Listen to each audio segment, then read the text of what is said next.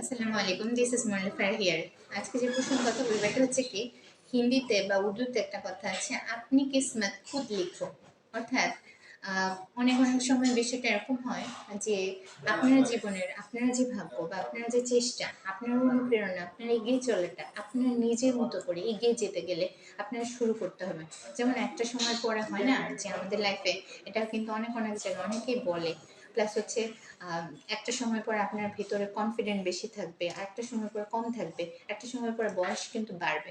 তাই কাজটাকে সঠিক ওয়েতে করতে গেলে আপনার নিজের ভাগ্যটাকে, ভাগ্য অবভিয়াসলি আপনার কাছে আছে, আল্লাহর তরফ থেকে আছে, ইউনিভার্সাল ওয়ে থেকে আছে, তারপরও আপনার নিজের ভাগ্যকে নিজের স্ট্রং ওয়েতে নিজেকে কনফিডেন্ট দিয়ে, নিজেকে ভাইব্রেশন দিয়ে, থট দিয়ে এগিয়ে নিয়ে যেতে গেলে আপনাকে ক্রিয়েট করতে হবে।